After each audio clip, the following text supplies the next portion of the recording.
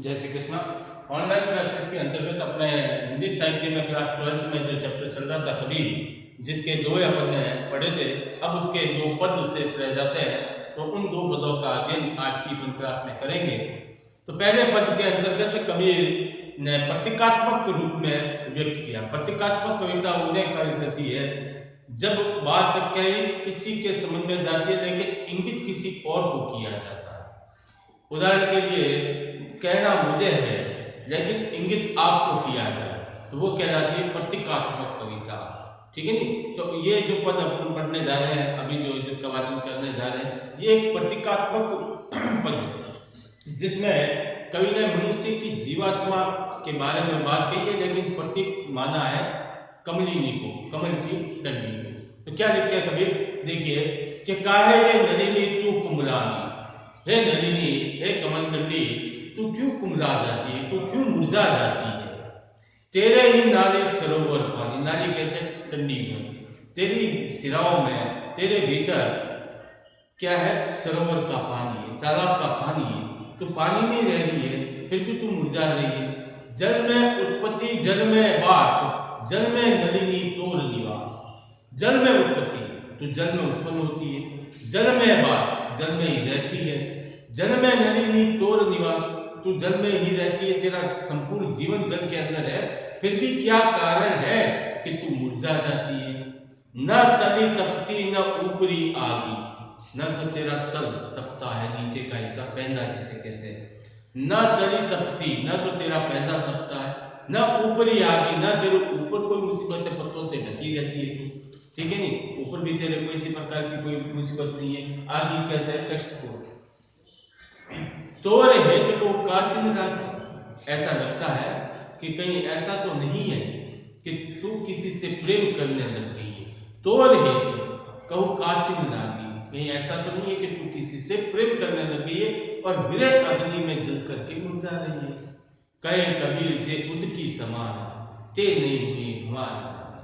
कबीर कहते हैं कि जिनके हृदय में उद की यानी जल, भीतर के जल को, अपने अंतरात्मा के जल को पहचान लिया, ते नहीं हुए हमारे दाना, वे मृत्यु से कभी भय नहीं खाते। ये तो था इसका एक सिंपल सा सरल अर्थ। अब ये प्रतीकात्मक कैसे है, प्रतीकात्मक कैसे है, देखिए इसी चीज को अपन वापस प्रतीक के रूप में करते हैं कि काहे नलिनी तू कुमलानी। कबीर अपनी जीवात्मा से कहते हैं, अपने भीतर की जीवात्मा से कहते हैं कि तू घबरा क्यों रहा, क्यों मुरझा रहा।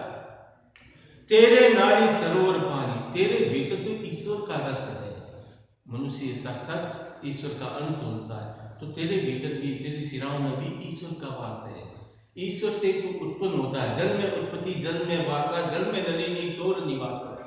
ईश्वर से तू उत्पन्न होता है और उसी में तू लीन हो जाता, फिर तुझे घबराहट किस बात की। कहीं ऐसा तो नहीं है कि तू किसी के मोह जाल में फंस गया हो, सांसारिक दुनियादारी में फंस गया हो।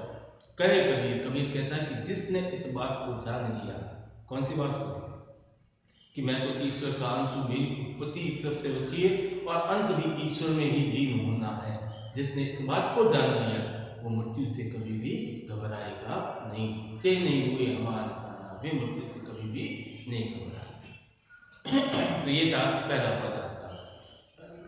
अब दूसरे पद के अंतर्गत कबीर हमें बताते हैं कि जब ज्ञान स्फुटित होता है, जब मेरे भीतर ज्ञान जागृत हुआ, ज्ञान की ज्योति प्रकाशित हुई, तब क्या क्या परिवर्तन हुए। जिस प्रकार से आंधी आती है तो अपन देखते हैं कि क्या क्या परिवर्तन होते हैं कच्चे घरों में, तो ये मनुष्य शरीर भी कच्चे घर के समान है। जब ज्ञान रूपी आंधी आती है तो इस घर में भी कई तरह के परिवर्तन होते हैं। तीव्र आंधी आने से क्या होता है, में कच्चे घरों में छप्पर टूट जाते हैं, उनके बिखर जाते हैं, उनके बीच की दीवारें टाटियाँ जो होती है वो हिलने लग जाती है, कर्टन।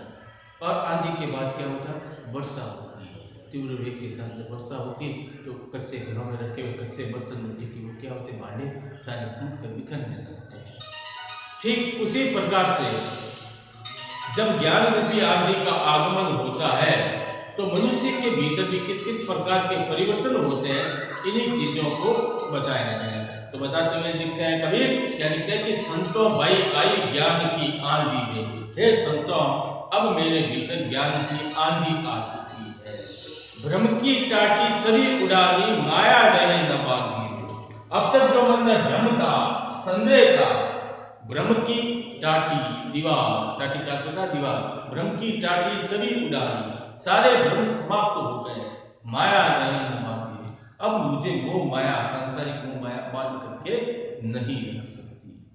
हिच चित की दो धुनी गिरानी, मोह बड़ी डांटूंगा। हिच चित दुविधा की अवस्था, सही क्या है गलत क्या है।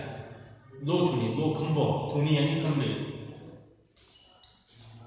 क्या अच्छा है क्या बुरा है, ये सही है या गलत है, मैं सही हूं आप सही हो, ये जो संशय है, अंतर्द्वंद है, किसी एक निष्कर्ष पर न पहुंचना, ये कहलाता है हितचित। इन हितचित रूपी दो खंभों के ऊपर हितचित की दो धुनी गिरानी, मोह बलिंडा टूटा। मोह कहते हैं प्रेम का मोह, लगाव, कैसा लगाव, जो सांसारिक मोह माया का लगाव है, उसका बलिंडा टूट गया। बलिंडा कहते हैं बल्ली को, आपने देखा होगा कि खंभों के ऊपर बल्ली लगा करके फिर छप्पर को ताना जाता है, तो वो खंभे भी गए और वो बलिंडा भी टूट गया। अर्थात मेरे भीतर क्या क्या चीजें टूट गई, एक तो मोह का बलिंडा टूट गया, और जो दुविधा थी चित्त, वो दुविधा भी अब समाप्त हो गई।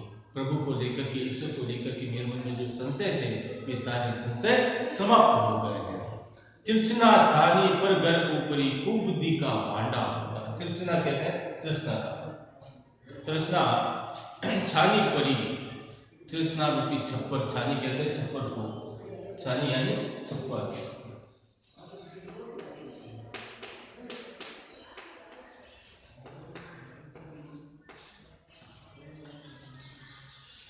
ये जो तृष्णा का छप्पर था, लालसा का, तृष्णा का जो छप्पर था, ये क्या हुआ, तृष्णा छानी परी घर ऊपरी, मेरे घर के ऊपर जो तृष्णा का छप्पर था वो क्या हुआ, टूट गया। अब मेरे घर के ऊपर का तात्पर्य जो मेरे भीतर तृष्णा थी, लालच था, ठीक है, वो क्या हुआ, वो टूट गया। और उसके टूटने से क्या हुआ, कुबुद्धि का भांडा फूटा। भांडा कहते हैं बर्तन को, कुबुद्धि यानी बुरे विचार, गलत आचरण, गलत विचार, जितने भी कलुषित विचार मेरे भीतर थे, वे सारे भीतर विचार जो है वो समाप्त हो गए, बुरे विचार सब चले गए। कुबुद्धि का भांडा फूटा, कुबुद्धि रूपी बर्तन जो है वो टूट चुका है। जोग जुगति करी संतो, अब जब ये एक बार कूड़ा करकट निकल गया, सारा घर तहस नहस हो गया, तो फिर क्या किया जाता है, पुनः घर का निर्माण किया जाता है। तो कबीर कह रहा है कि अब मेरे जो इस भीतर के घर का निर्माण है, मेरे अंतरात्मा का जो निर्माण है, जोग जुगति करी संतो बांधी। अब महापुरुषों ने, संत पुरुषों ने योग करके, प्रयास करके, जोग जुगति सोच विचार करके, योग साधना से संतो बांधी, निश्चु चूहे न पानी। निश्चु कैसे, निश्चित रूप से अब इसमें किसी प्रकार का पानी नहीं छू सकता। पानी छूना, टपकना अब नहीं हो सकता। पानी छूने का प्रतीक अर्थ होता है कि अब जब एक बार मेरे भीतर मोह माया तृष्णा कुबुद्धि ये सब चले गए, तत्पश्चात संतों और महापुरुषों ने मेरे को इस प्रकार का बांध दिया। इस प्रकार बांधना यानी इस प्रकार से मुझे ज्ञान दिया है कि अब मेरे भीतर किसी प्रकार के कोई बुरे विचार आ नहीं सकते। निश्चुत चूहे न पानी, अब मेरे भीतर किसी प्रकार का कोई बुरा विचार या कलुषित विचार आ नहीं सकता। कूड़ा कपट काया का निक्ष्या, भीतर का जो कूड़ा था, कपट था, छल था, जितने भी बुरी चीजें थी, निक्ष्या यानी निकल चुकी है। कूड़ा कपट काया का निक्ष्या, हरि की गति तब जानी। हरि की गति यानी हरि का स्वरूप, ईश्वर का स्वरूप। हरि की गति यानी ईश्वर का स्वरूप। जब मन स्वच्छ हो गया, निर्मल हो गया, कूड़ा कपट सब छल सारे चले गए, तब मुझे आवाज हुआ कि ईश्वर का स्वरूप क्या है, ईश्वर क्या है। आंधी पीछे जल टूटा, आंधी आने के बाद क्या होता है, जल आता है, मेघ की वर्षा होती है, ठीक है नहीं। तो आंधी पीछे जल टूटा, कूड़ा कहते हैं बरसना, प्रेम हरि जन बीना। अब मेरे भीतर आंधी के बाद में, कौन सी आंधी, ज्ञान रूपी आंधी के बाद में, अब मेरे भीतर हरि के रस, प्रेम रस की वर्षा हो रही है और मैं उसमें डूबा हुआ महसूस कर रहा हूँ। प्रेम हरि जन बीना, बिना भीग जाना। उसमें डूबा हुआ महसूस करता हूँ। कहे कबीर भान के प्रगटे, कबीर कहते हैं कि भान यानी सूर्य या ज्ञान, कि जब भी सूर्य का उदय होता है या ज्ञान का प्रस्फुटीकरण होता है, ठीक है, ज्ञान प्रकट होता है।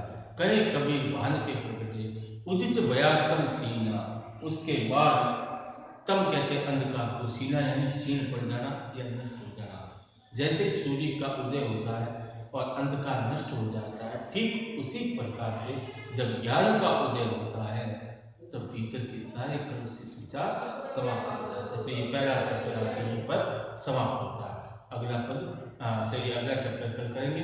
इसके प्रश्नोत्तर आपको प्रतिदिन की बातें जैसे करके भेजते हो वैसा ही करके आपको भेजने। कोई समस्या तो वो भी आप लिख करके उसका निराकरण कर सकते हैं। धन्यवाद। आज के लिए इतना ही। जय श्री कृष्ण।